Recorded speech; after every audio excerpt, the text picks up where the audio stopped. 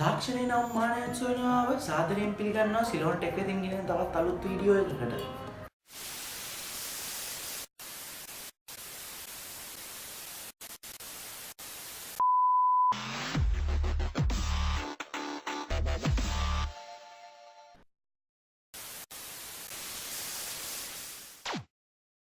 අතීතයේදී කියන්නේ ජංගම දුරකථනයේ පැමිණීමට පෙර යාළුවෝ දෙදෙනෙක් අතර සංවාදයක් වෙනවා නම් ඒකට සති ගාණක් යනවා. ඒ කියන්නේ ලියුම් වලින් ඒ කියන්නේ යාළුවෙක් යවලා සතියකට විතර පස්සේ තමයි අනිත් යාළුවට හම්බෙන්නේ.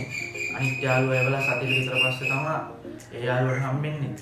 ඒ කියන්නේ ප්‍රොසෙස් එක වෙන සාමාන්‍යයෙන් සති දෙකමාරක කාලයක් විතර යනවා. ඒ වුණාට දැන් එහෙම නෑ. වර්තමානයේදී ඊමේල් එක මාර්ගයෙන් යවන පරක්කුවට යනවා. ඊමේල් එකෙන් කරන්න පුළුවන් අනිත් වැඩ තමයි ඔයාට කන්ටැක්ට් සේව් කරන්න පුළුවන්. ඊමේල් එකට සාමාන්‍ය සමහරකට තියෙන්න පුළුවන් කන්ටැක්ට් 100ක් 200ක් විතර යාට ඒවා මතක තියන් ඉන්න බෑ. සමහරට එයා ෆෝන් එක මාරු කරලා තියෙන ෆෝන් එකට යාට දාගන්න බැරි වෙන්න පුළුවන්. ඒ හින්දා ඔයාට තියෙන්නේ ඊමේල් එකට සේව් කරන්න කන්ටැක්ට් එක සේව් කරද්දී එතකොට ඔයා ඊමේල් එක ගහන්නේ මොන ෆෝන් එකේද ඒ ෆෝන් එකට ඔයාගේ කන්ටැක්ට් ටික ලැබෙන විදිහට හදන්න පුළුවන්. සහ තව නෝට්පෑඩ් එකක් ඒ විදිහට කරන්න පුළුවන්. Google ආයතනය විසින් Apple වලට සහ Android devices දෙකටම දීලා තියෙනවා Google Drive කියන එක.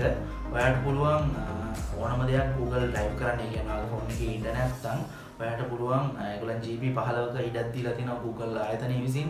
ඒගොල්ලන්ගේ මේ Google Drive එකේ අපිට අප්ලෝඩ් කරගන්න අවශ්‍ය නම් ඊට වැඩි අවශ්‍යතාවයක් තියෙනවා නම් අපිට Google ආයතනයේට සල්ලි ගෙවලා අවශ්‍ය ප්‍රමාණයට ඉඩ ගන්න පුළුවන්.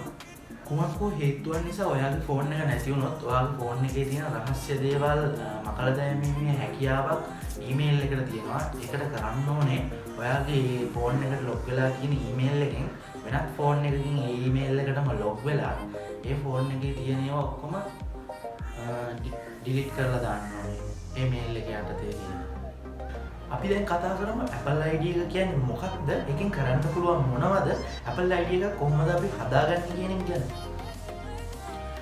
Apple ID එක කියන්නේ සාමාන්‍ය email එක වගේම එකක් තමයි. ඒ වුණාට Apple ID එක use කරන්න පුළුවන් Apple device එකකට විතරයි. email එකේ සහ Apple ID එකේ ගොඩක් සමානකම් තියෙනවා.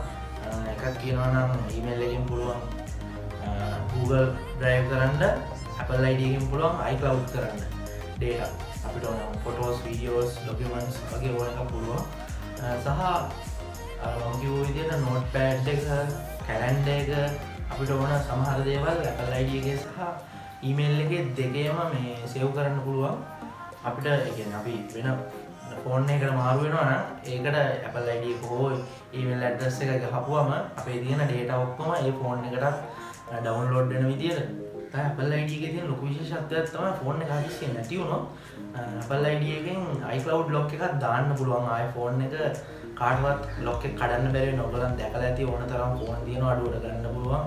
iCloud lock වැඩිච්ච ඒක සමහරට උත්සව එකක් වෙන්නත් පුළුවන්. සමහරට මග තොටේදී නැති වෙච්ච එක බිම් වැටලා හරි මොන හරි වෙලා නැති වෙච්ච එකක් වෙන්න පුළුවන්. ඒ හින්දා ඒවා ගැනදී පරිස්සම් වෙන්න. ඒවා ගන්න එපයි කියන එක තමයි මම කියන්නේ.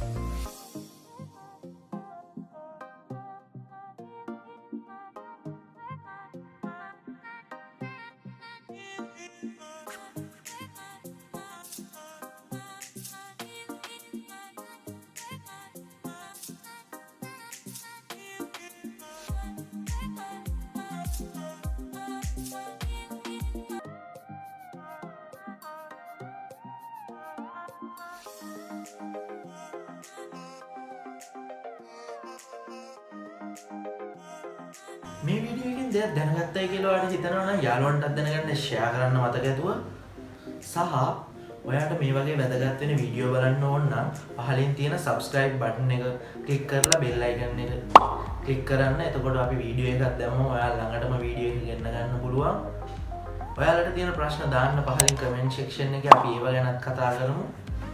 මේ වීඩියෝ එකේ තියෙන හොඳ සහ නරකත් පහලින් comment section එකේ දාන්න. මේ වගේ තවත් අලුත් වීඩියෝ එකක් කරගෙන එනතුරු දැනට අපි සමු ගන්නවා අපි CEYLONTECH. නැවත හමු.